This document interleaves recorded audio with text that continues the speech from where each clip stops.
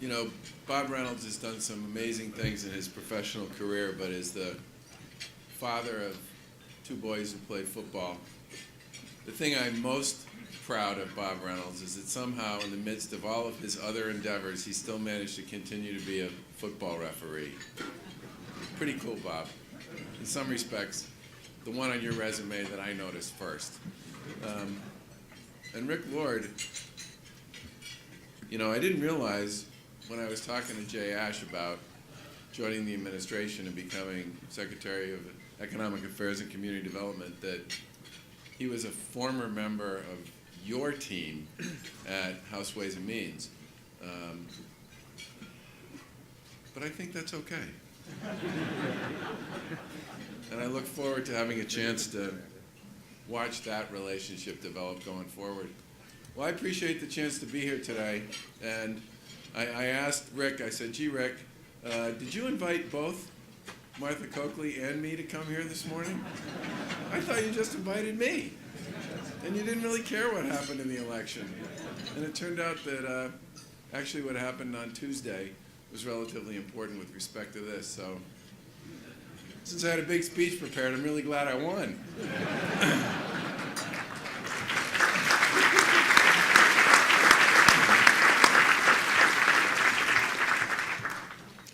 And since you've already done all the heavy lifting on what our long-term economic development and job creation strategy needs to be, I think we can pretty much call this meeting to adjourn, and off we go. I talked about a lot of things during the course of this campaign, but I talked mostly about jobs and economic opportunity and competitiveness, and about community building, and about educational excellence. And the reason I focused on those three issues was because that was what people talked to me about when I was campaigning. And even though Massachusetts, in many respects, has done as well or better than many other states over the course of the past decade or so, there's tremendous anxiety out there in many places in Massachusetts, and some of it's a function of geography, some of it's a function of what vertical you happen to work in, some of it's a function of educational achievement, but some of it's not. Some of it's literally just a function of how people feel and think about the state of play here in Massachusetts. And for a state that had such tremendous success in the 80s and the 90s, wildly outperforming the national economy in terms of job growth and job generation, the 2000s have not been so great. I mean, over the course of the past 14 years, we've grown our job base by about 1.5%. The same period of time, the U.S. economy has grown its job base by about 5%. Now, we have a diversified economy. We have great institutions. We have tremendous workforce. We have, in many cases, people would argue some of the smartest, most clever, most innovative people you're going to find anywhere in the country. Yet, the U.S. economy has outperformed us in terms of job growth for a very long period of time. Why? A big part of that rests with the fact that we finished 46th, 47th, and 48th, sometimes 49th on almost every survey that anybody does around our cost of living, our cost of doing business, our regulatory policy, our permitting processes, our length of time to make decisions. The list goes on and on and on, and I've often thought that there's simply something in the water here, or it could be in our DNA, where if there's a really complicated way to do something that takes a really long time and is really expensive, we will find it and we will celebrate it.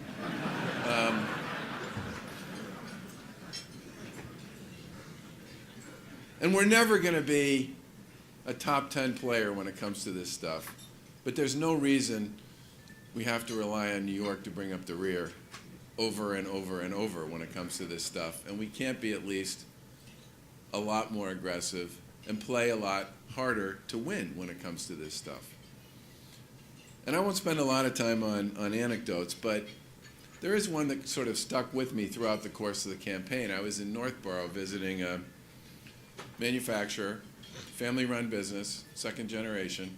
And by the way, it is amazing how much of the Massachusetts economy is driven by family-run businesses. Second, third, fourth generation, constantly reinventing themselves as times change to meet new demands and new markets and new customers.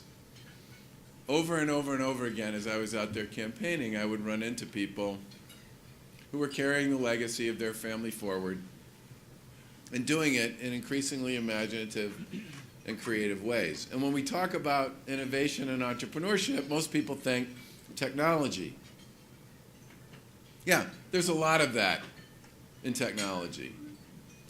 But taking a business that was started 100 years ago and reinventing it over and over and over again to meet the new demands and the new expectations of the next line of customers is pretty amazingly entrepreneurial and innovative as well. And that happens over and over and over again across every sector of the economy across this state. And it's one of the most significant reasons we do as well as we do, and it's often missed when people talk about innovation. Innovation is not just about the next new business. In many cases, it's about the business that's been here for 100 years. It's figured out how to turn itself over time and time and time again. In any event, I'm out there visiting this company. I walk in the front door, and there's a big painting on the wall in the lobby, and it's a manufacturing facility, and underneath it, it says Franklin, Tennessee. Thought that was interesting. So we're doing the tour of the facility, and I said, what's that thing in the front lobby there? Oh, that's our new manufacturing facility in Franklin, Tennessee. I said, why is it in Franklin, Tennessee? And he said, well, we were going to put it there, and he pointed across the street on property that he owned. And he said, but they told us it would take us almost 3 years to get the permits associated with building it there. And I was complaining to one of my customers about this. And my customer said, you know, we just opened up a new facility in Franklin, Tennessee, in an industrial park down there. You should come down and visit. So we thought about it. He went down and he visited. And while he was there, the mayor of Franklin, Tennessee showed up. And he was describing what he did for business and what he was looking to accomplish and all the rest. And he said, so how long do you think it would take me to get the permits that I would need to start building here? And the mayor said, well, do you want to start digging tomorrow? We compete with other states, and in many cases with other countries, for jobs and economic opportunity. And I think in some ways, the big missed opportunity for us is not so much about attracting new business in, but just making sure the businesses we have decide this is where they want to grow. And this is where they want to add their next 10, their next 20, their next 50, their next 100 people. You know, there are people here that I worked with at Harvard Pilgrim, and one of the big lessons that I certainly learned when we were there, if you don't do a great job with your existing customers, you're going to have a really hard time selling to new ones. Because the first thing that happens when you make a pitch to a new customer is they call one of their competitors, one of their suppliers, one of their vendors who does business with you, and they say, tell me about Harvard Pilgrim. Do they do what they say they're going to do? Are they a good partner? Do they move quickly? Are they predictable? Will they go the extra mile for you when you need them to? And that answer, more often than not, determines whether or not you're going to get the business. And when I hear over and over again, when I'm out there, and this isn't just talking to employers, this is also talking to private employers. This is also what I hear when I talk to colleges and universities, to healthcare organizations, to municipal government leaders, and others. Boy, there's a lot of really smart, creative, talented people in Massachusetts. But it sure is a complicated place to get stuff done. That message, in many cases, is the difference between having the next facility get built across the street or in Franklin, Tennessee. So for me, job number one here is we have to get to the point where people say, wow, love the people here, they're incredibly smart, they're incredibly talented, and you can get stuff done here. People move, they'll go the extra mile, and they get that Massachusetts competes with other states and other countries every day for the next 10, the next 20, the next 40, the next 50, the next 150 jobs that somebody's bringing on. Now, for me, that involves a whole bunch of initiatives that we talked about a lot during the course of this race, and having glanced through Rick's proposal, many of them will sound familiar to many of you. We absolutely need to do a reg review. I actually think regulatory review is a little bit like cleaning your basement, okay? You should probably do it every 10 years, whether you need to or not. I think you should probably do reg review every 5 years, because what happens over time is it's just a cumulative increase in the amount of complexity that you create. In many cases, a lot of the stuff that takes place in the regulatory space isn't treated as an enterprise-wide activity at all. It's done one agency operating on its own, and in some cases working directly in a contradictory manner with another agency that's doing something else. I was part of the last major review of regulations in the Commonwealth, which took place in the mid-1990s. The way we started this debate was we took the whole code of regulation, we got a bunch of people in the Gardner Auditorium, and we turned the code up on its side. And we brought out a cardboard cutout of Kevin McHale. The code of regulation and Kevin McHale were about the same height. And we said, we think we need to turn this forward into a guard. And then over the course of the next 6 to 8 months, we reduced the size of the code by about a third and simplified huge parts of the rest of it. And that was good for two reasons. One was substantive and the other was symbolic. The substantive benefit was we really did not just clean up our act for those who had to comply with all of the rulemaking that was out there, but we also cleaned up our act for the people who actually had to deal with the regs on the inside of government as well. That was the substantive piece. But the symbolic message we sent was we get it. We recognize that this was long overdue, and it was an important part of how we were signaling to people that we were serious about trying to make Massachusetts a smarter, faster, better place to do business, whether your business was as a municipality, as a college or university, or as a private employer. And as I said, in the 1990s, we grew our job base by 500,000 jobs. We went from having the highest unemployment rate in the country to the lowest unemployment rate in the country by the end of the decade. People noticed and responded to that sort of thing. We need to take another run at our code. And that's going to be a major priority for us as an administration. On healthcare, which is certainly an issue that you folks are intimately involved with and know a lot about, I've been saying for a very long time that we need a more transparent healthcare system.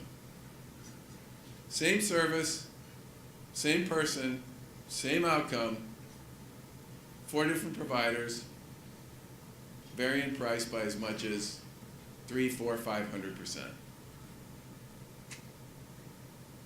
I want you to think about that for a minute. Where else in the economy can you see a price variation of that degree to basically sell the same service or product? It doesn't exist anywhere. And that's in large part because we don't have a transparent healthcare system. You can learn more about an automobile that you're buying, or a refrigerator or a washing machine in terms of price and performance, than you can learn about healthcare. There's been a lot of work, very incremental work, to move this one forward. In our administration, we're going to be very aggressive about this. I think it's time for people to post their prices and to make clear to people what the differential is with respect to what they pay. You can't win this one by doing reports that talk about what happened 2 or 3 years ago. The only way to truly engage this conversation is to have real-time information that's available for people. And it's not so much just for customers, it's also for employers, plans, providers. How would you like to be that provider that charges $200 for something that somebody else charges $1,000 for, and never be in a position to speak publicly about that? There's a big opportunity here to change the nature of the conversation with respect to price and performance in healthcare. If you're going to charge somebody 4 or 5 times what somebody else charges, the burden should be on you to explain why you're worth that. We don't have that conversation at all. And if you read any of the reports that were done by the Attorney General or by the Healthcare Policy Commission, they all basically say that the major factor driving up the cost of healthcare in Massachusetts is price increases and the differentials between and among providers with respect to what they get paid. It's time. We're going to pursue it, and we're going to pursue it aggressively. And it will make a difference. Second thing we need to do in healthcare is have a conversation about what I call the 95-5. We treat the healthcare system like everybody's kind of the same. When we talk about system reform, we talk about changing the system for everybody. But the truth of the matter is, if you think about the patient population generally, there's kind of 2 groups. There's the 95% of the population that's relatively healthy, that has an occasional interaction with the healthcare system. And they represent about 50% of the spending. And the system is sort of organized around them because they do represent, after all, 95% of the population. The other 5% of the population, 5%, spends the other 50%. They're sick. And they're dealing and managing with multiple illnesses and comorbidities and trying to find a way to make the system work for them.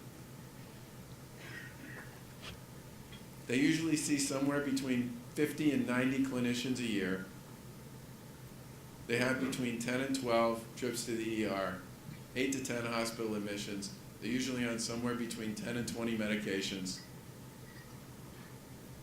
And the system is not really organized to deal with them in a truly proactive, community-based, how do we keep you healthy way. There are drips and drabs of this that have been done in some places, but overall, we haven't figured this one out yet.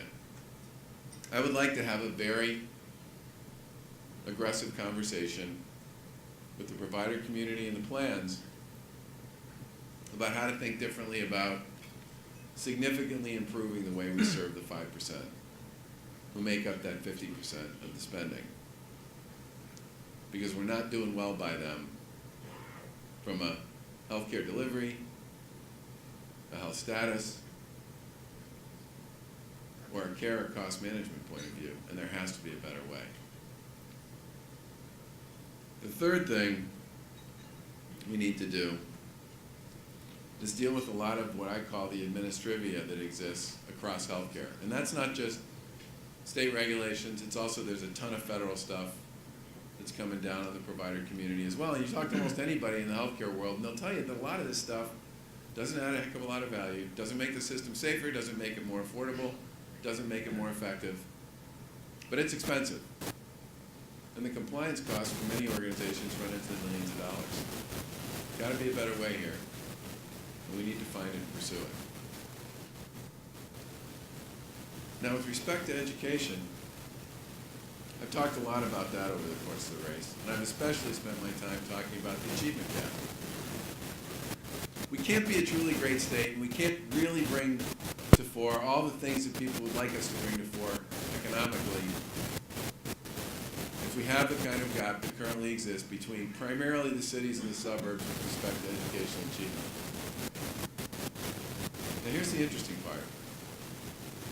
most of our cities, even the ones that are relatively low performers overall as school districts, level 3 and level 4 school districts, have level 1 and level 2 schools. Which means those schools are basically punching out of their weight class. And when you talk to folks in those schools, they don't all say the same thing, but they say some version of the following three things. The first is they all have a great principal. They're a real leader. Somebody who builds a culture and a sense of can-do that's simply undeniable throughout the building. And it's only been in the last 4 or 5 years that people have started to realize how important the leadership at the building level really is to the quality of the education that's provided in those schools. The second thing they have is a certain capacity for what I would call creative noncompliance. They treat a lot of what they hear from central office as a suggestion, and the collective bargaining agreement is sort of guidelines to operate within. But if they need to bend them a bit to do something they think makes sense for kids, they do. And the third thing they have is a very healthy attitude about how to talk constructively, not just about what's working, but also about what's not. And in any organization, the hardest conversations to have are the ones about what's not working. And it's especially difficult when you're talking about education because you're talking about kids. But the really good schools, especially in urban communities, are able to have honest, open conversations about why certain kids are succeeding and especially about why certain kids aren't and what they need to do to bend the way they operate to ensure that every kid gets to where they need to go. And a lot of them literally have scorecards about every kid, where every kid is, and what they need to do to graduate from 5th grade, to graduate from 8th grade, or to graduate from high school. And they can talk to each other in an honest and open way about what's working and what's not. But we have not done a good job of sharing what these people know and what they've learned, even within their own communities, much less more broadly across the system. So one of the things we're going to push pretty hard for is a professional development and in-service training opportunity to bring the people who have demonstrated proven models that work in some of our toughest neighborhoods and communities to bear for others. We don't do that sort of thing on an ongoing and regular basis, which is kind of interesting to me. There's a real peer-to-peer learning opportunity here that we've been missing. Because the people who are overperforming have a lot to say about how they got there and what they did to get there. And we need to bring that more broadly into the conversation about what works overall. And I'll take about one final thing and then I'll move on. Let Rick tell me what I'm really going to be doing for the next few years.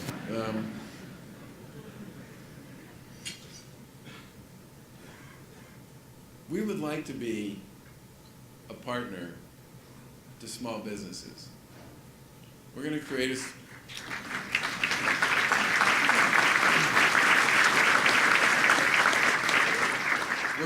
a small business council, and we're going to take seriously the thoughts and interests and concerns of that group as we go about developing policy and dealing with things that are either working or not, trying to do more of things that are working and less of things that aren't.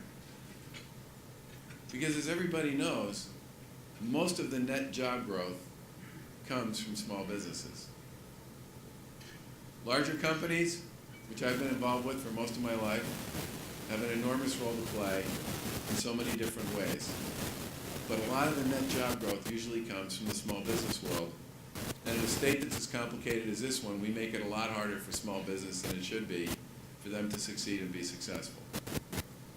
And I want to be able to talk directly as an administration to small businesses about what their needs and concerns are so that we're in a position to respond aggressively and appropriately to either fix things that aren't working or to scale things that are.